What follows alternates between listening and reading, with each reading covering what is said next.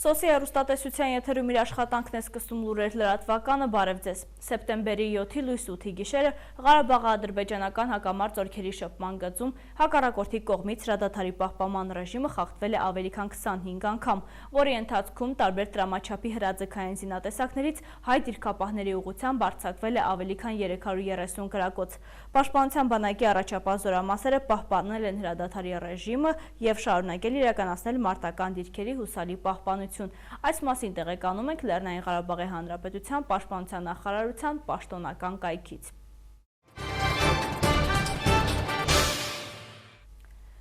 Սեպտեմբերի 8-ին տեղի է ունեցել կառավարության հերթական նիստը, այն վարել է վարչապետ Հովիկ Աբրահամյանը։ Գործադիրի ղեկավարը օրակարգում ընդգրկված հարցերը սպառելուց հետո հայտարարել է իր հրաժարականի մասին։ Կառավարության ղեկավարը ելույթում նշեց, որ ինքը հրաժարական է ներկայացրել Սերժ Սարգսյանին հնարավորություն տալով նոր կառավարության միջոցով երկրում փոփոխություններ իրականացնել, քանի որ ըստ Աբրահամյանի երկրի իրավիճակը բարելավելու համար նոր մոտեցումներ են անհրաժեշտ։ Միևնույն ժամանակ Հովիկ Աբրահամյանը հայտարարել է, որ ինքը անկեղծորեն ամեն ինչ արել է, որ փոփոխություններ լինեն երկրում, բայց որոշ հանգամանքներ խանգարել են։ Այդ պատճառով ես որոշել եմ հրաժարական տալ և նոր կառավարություն ձևավորելու հնարավորություն ընձեռել նախագահին։ Պետք է մտածել մեր բոլորի հաջողության մասին և շանս տալ նոր կառավարությանը կատարված աշխատանքի հիման վրա և նոր մոտեցումներով համախմբելու հասարակությանը, ասել է Հովիկ Աբրահամյանը։ Սյունիքի մարզի ընդհանուր իրավասության դատարանում սկսվել է Սյունիքի մարզպետ Սուրիկ Խաչատրյանի և նրա ուղեկցողների նկատմամբ նախորդ տարի հրազենի գործադմամբ սպանության փորձ կատարելու դեպքի առթիվ հարուցված քրեական գործի դատաքննությունը։ Կապանի նստավայրում կայացել է առաջին նիստը։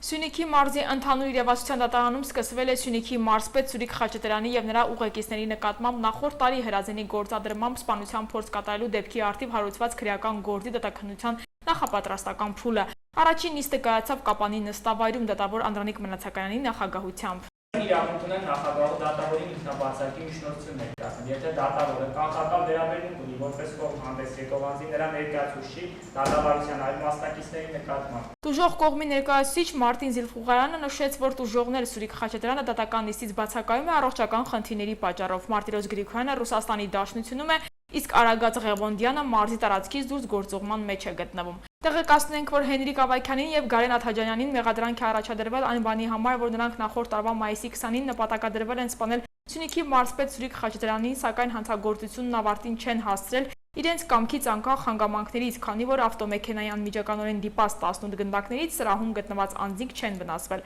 Ամբաստանյալ Հենրիկ Ավագյանը կալանքի տակ է գտնվում, իսկ Գարեն Աթաջանյանի խափանման միջոցը փոխվել է։ Հունիսի 28-ին ազատ է արձակվել 3 միլիոն դրամ գրավի դիմաց։ Վերջինիս դատական նիստին ներկայացել էր Անվա Սայլակով, նշել է, որ առողջական խնդիրներ ունի։ Ինչ առողջական խնդիրներ ունեք, ասեք։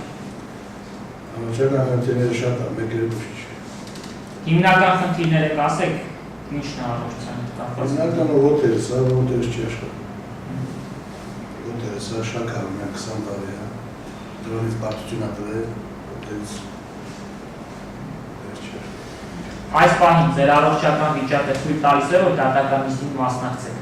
Դե հիմա հա, բայց դե կարող է ընթացքում չլինի, ես ինչ իմանամ։ Եթե ընթացքում առողջության հետ կապված որևէ խնդիր կառաջանա, դատարան այդ մասին հայտնեք, որպեսզի մենք այդ ընթացքում լուծենք դատական նիստը շարունակելու կամ ընդմիջելու հարցերը։ Գարեն Աթաջանյանի 3 պաշտպաններից Վահան Հովհաննիսյանը մեղադրող դատախազ Արամ Արամյանի ինքնաբացարկի միջնորդություն ներկայացրեց, նշելով, որ Արամյանը կաշկանդվածության մեջ է տուժածից։ Մեղադրող կողմը այս ամենին հակիրճ պատասխանեց։ Ներկայացված բացարկը ըստ էისა պարունակում էր վառ երևակայության արդյունք, չուներ քրեադատավարական առումով որևէ հիմնավորվածություն, իմ գործողությունները նախաքննության օրինականության նկատմամբ հսկողություն իրականացնելիս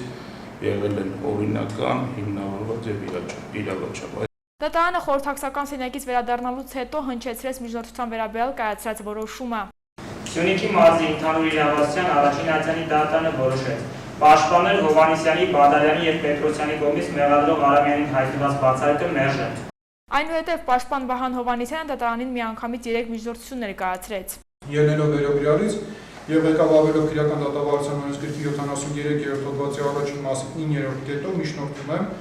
Գարեն Աթաջանյանի մասով կարճեցին քրեական գործով վարույթը, դադարեցնել նրա նկատմամբ քրեական հետապնդում, վերացնել նրա նկատմամբ կիրառված սահման միջոցը։ Շնորհակալություն ձեզ ներկայացնում միջնորդություն։ Սրան եւս մեղադրող կողմը առարկեց, պարզաբանելով, որ հնչած բողոքը նույն բովանդակ է։ Դատարանը այս միջնորդության լուծումը հետաձգեց։ Գարեն Աթաջանյանի մյուս պաշտպան Մհեր Բադալյանը եւս միջնորդություն ներկայացրեց, այն վերաբերում էր Ամբաստանյալի որդու դրամական միջոցների նկատմամբ կալանքը վերացնելուն։ Արգելանք է դրվել իմ վստահորդ Գարեն Աթաջանյանի սեփականության իրավունքով պատկանող 13.190.000 դրամ ընդհանուր արժողությամբ գույքի վրա, հետևաբար այդքանից հետո, երբ կալանքի տակ գտնվող գույքի արժեքը ոչ միայն լիովին, այլև կրկնակի անգամ առավել է, քան կարող է լինել քաղաքայցը կամ դատական ծախսերը, այդուհանդերձ առանց որևէ հիմնավորման կալանքի է դրվել նաև հուսահատությամբ հայտնաբերված Ռոմա Աթաջանյանի պատկանող գումարների վրա, կալանք է դրվել Ռոմա Աթաջանյանի պատկանող գումարների վրա, ինչն գնահատում ենք, որ քրեական հետապնդման մարմնի կողմից թույլ տրված անօրինականությունում Սա միջնորդությունը պաշտպաններ Հովհաննիսյանի եւ Բադալյանի կողմից են ստորագրված։ Այս միջնորդության հետ եթե կապված ասեք, եթե այլ բան է, հետո կանադառնա։ Հարգելի դատա, միջնորդությունը կոնկրետ հնչեցրեց նաև այլ ապրանքների գույքերի հետ կապված դիմումները, կոնկրետ տվյալ միջնորդությունը առաջնային խնդրում ենք առաջնային քննարկում իրականացնել, քանի որ այդ գումարները վարկային գումարներ են եւ բանկի կողմից ավելանում են տվյալ գումարների մարման տոկոսադրույքներ եւ Նիստի ընթացքում դատարանը բավարարեց Հենրիկ Ավագյանի պաշտպան Լիանա Գրիգորյանի միջնորդությունը, այն վերաբերում էր դատական նիստը հետաձգելուն։ Գորիս եւ Սիսիան տարածաշրջանները իրենց հարակից գյուղերով ընդգրկված են թիվ 37 ընտրատարածքային ընտրական հանձնաժողովում։ Սեպտեմբերի 18-ին եւ հոկտեմբերի 2-ին այստեղ եւս նախատեսված են տեղական ինքնակառավարման մարմինների ընտրություններ։ Սեպտեմբերի 18-ին խոշորացված Գորիս համայնքում տեղի կունենան համայնքի ղեկավարի եւ համայնքի ավականու ընտրություններ։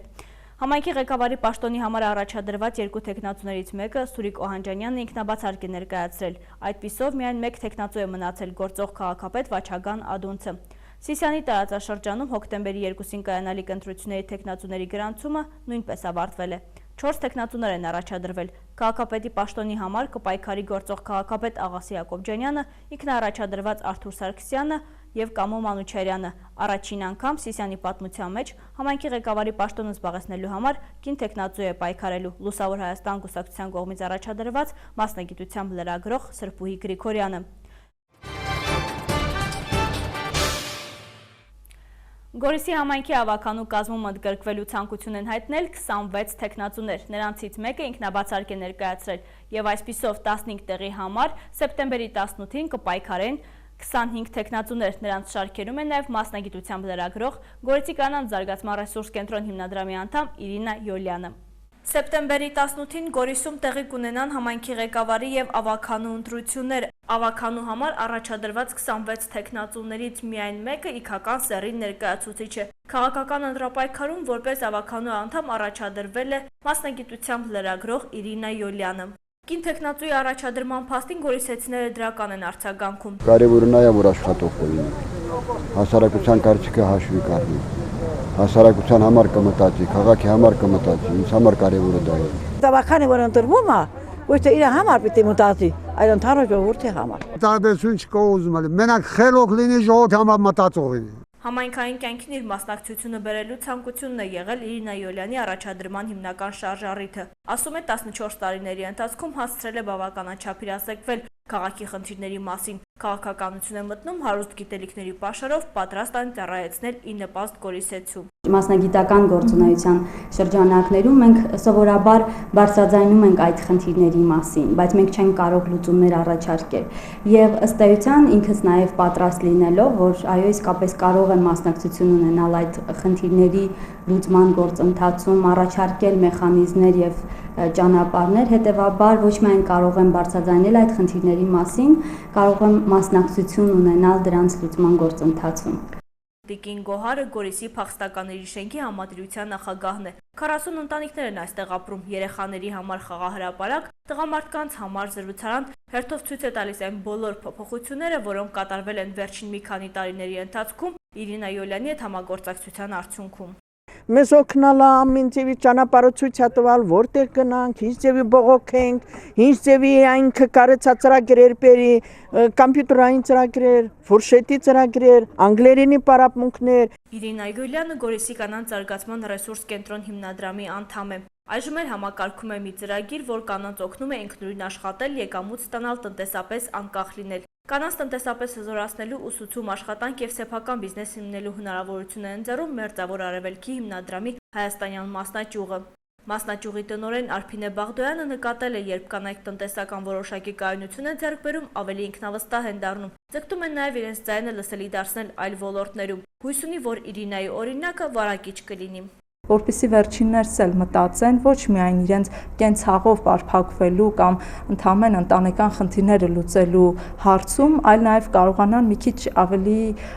նաև այլ մակարդակից նայել խնդրին, իրենց ներգրավվածությունը բարձրացնեն նաև համայնքում։ Հասարակության վստահությունը ձեռք բերելու լավագույն երաշխիքը հրապարակային հաշվետու կառավարման եղանակն է։ Ընտրվելու դեպքում հենց այս սկզբունքով կաշխատի Իրինան։ Համոզված է, ավականու համակարգը որակական փոփոխություններ պիտի կրի Գորիսում։ Համայնքի բնակչի ձայնը լսող, խնդիրը բարձրաձայնող, լուծման փետամուտ։ Կապանի սոցիալական ծառայության տարածքային գործակալությունում ընտանեկան նպաստի համակարգից օգտվում են 536 ընտանիքներ։ Նրանց շարքերում է նաև Ալվարդ Օհանջանյանի ընտանիքը։ Բազմազավակ մայրիկը 4 երեխաներ ունի։ Այսօրվա սոցիալական պայմաններում 4 երեխա մեծացնելը դժվար է, ասում է Ալվարդ Օհանջանյանը։ Բազմազավակ մայրիկը խոսքը շարունակելով ընդգծում է, չնայած այդ ամենին ձգտում են երեխաներին հնարավորության սահմաններում ոչնչից չզրկել։ Երեխաներս ինձ համար դա Աստծո պարգևներ են, երեխաները ամեն ինչ են մեզ համար, բայց դե ինչ արած, կռիվ ենք տալիս, որ կարողանանք մեծացնել։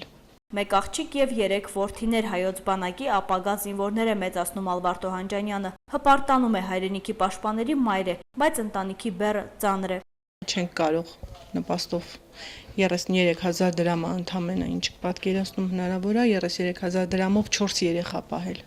Նպաստից բացի ընտանիքի եկամուտի աղբյուրը հաշմանդամ ամուսնու Պահակի Չնչին աշխատավարձն է։ Նրա խոսքով որևէ արտոնություն, օգնություն իրենց ընտանիքին չի հասել որպես բազմազավակ մայր։ Որպես բազմազավակ ոչ մի օգնություն չեմ տեսնում, որպես հաշմանդամ ամուսին էլի չեմ տեսնում ինչ որ մի կողմից օգնություն, նույնիսկ վիրահատության համար երեխաներիս փող մտա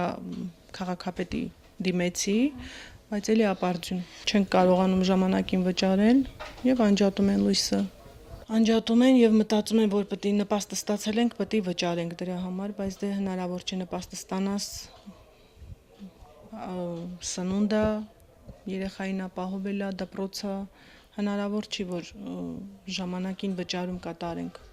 Տունը, որտեղ բնակվում է ընտանիքը, վարձակալությամբ է։ Սեփական տանիք ունենալը նվիրական երազանք է։ Երեխաներին ապահով տեսնել միակ ցանկությունն է Ալվարդ Օհանջանյանի։ Սեփական միջոցներով բնակարան գնել դա երազ արդեն կլինի։ Հնարավոր չի։ Դեռ պարտքերել ունենք բարձր տալու հետ կապված։ Փառքաստո դուրս չեն անում առայժմ։ 3 որդիներից 2-ը սովորում են դպրոցում 4-րդ եւ 2-րդ դասարաններում։ Ավագը 19 տարեկան է։ Շանթը ընտանիքի ամենափոքրիկ անդամը նոր ուսումնական տարում դպրոց գնացել է հաճույքով։ Ասում է, արդեն հասցրել է 1 առարկայից մաթեմատիկայից 8 ստանալ։ Լավ է սովորում, բայց ցանկանում է, որ դպրոցը շուտ ավարտի։ Ես կուզեմ, որ դպրոցը բրծեմ։ Գնամ բանակ։ Գնաս բանակ, ինչի համար։ Հայրենիքս պաշտպանեմ։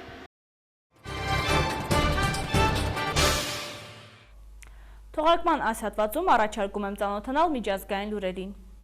Բրազիլիայի անկախության օրը մթագնել են հակակառավարական ցույցերը։ Հանդիսավոր շքերթում նախագահ Միշել Տեների Երևանում պես շատերը վանկարկել են կորիչ եւ խռովարար։ Նոր նախագահի դեմ հանրահավաքներ են տեղի ունեցել գրեթե ամբողջ երկրում։ Ցուցարարները պահանջել են Միշել Տեների հրաժարականը եւ պետության ղեկավարի արտահերթ ընտրություններ։ Շատերը դժգոհել են այն բանից, թե ինչպես է անցել երկրի նախկին նախագահ Դիլմա Ռուսեֆի իմպիչմենտը։ Ակցիաներ են տեղի ունեցել ամբողջ օրվա ընթացքում։ Որոշ քաղաքներում դրանք սկսվել են վաղ առավոտյան, մյուսներում ուշ երեկոյան։ Ցույցերը տեղի են ունենում Ռիո դե Ժանեյրոյում պարաօլիմպիական խաղերի բացման արարողության ֆոնին։ Ռուս մարզիկները օլիմպիադային չեն մասնակցում դոպինգային սկանդալի պատճառով, բայց Ռուսաստանի դրոշը շքերթում այնուամենայնիվ երևացել է։ Այն տանում էր Բելարուսի պատվիրակության անդամներից մեկը, բայց շուտով դրոշը նրանից խլել են, իսկ միջազգային պարաօլիմպիական կոմիտեն հայտարարել է, որ քննության կառնի այդ միջադեպը։ ԱՄՆ նախագահը կոչ է արել Չինաստանին հարգել Հաագայի միջազգային դատարանի որոշումը։ Հուլիսին այդ կառույցը վճռել էր, որ Չինաստանի հավակնությունները հարավ-չինական ծովում իրավական հիմք չունեն։ Մինչ այժմ Չինաստանը հրաժարվում էր միջազգային արդարադատության դատավճռին ենթարկվելուց, չնայած հարևանների Ֆիլիպինների, Վիետնամի, Ճապոնիայի եւ ԱՄՆ-ի ճնշումներին։ Վիենտյանում հարավ-ասիական 4-րդ գագաթաժողովին մասնակցող Բարակ Օբաման մասնավորապես հայտարարել է. «Ասիանը առանցքային խաղացող է ԱՄՆ-ի համար։ Խոսքը վերաբերում է հավասարակշռության վերականգնմանը։ Մենք հարգում ենք ծովային սահմանները եւ շարունակում ենք աշխատել, որ վիճելի հարցերը խաղաղ լուծվեն, այդ թվում վեճը հարավ-չինական ծովում»։ Միջազգային դատարանի որոշումը պարտադիր ուժ ունի։ 2012-ին Ֆիլիպինները հայտ էր ներկայացրել միջազգային դատարան վիճարկելով Չինաստանի հավակնությունները հարավ-չինական ծովում։ Այդ վայրը հարուստ է օգտակար հանածոներով, այդ թվում նավթով եւ գազով։ Այդտեղով են անցնում կարևոր առևտրական ուղիներ։ Վերլուծաբանների կարծիքով հարավ-չինական ծովում իր իրավունքների մասին խոսելով Պեկինը այդ կերպ փորձում է նվազեցնել ամերիկյան ազդեցությունը տարածաշրջանում։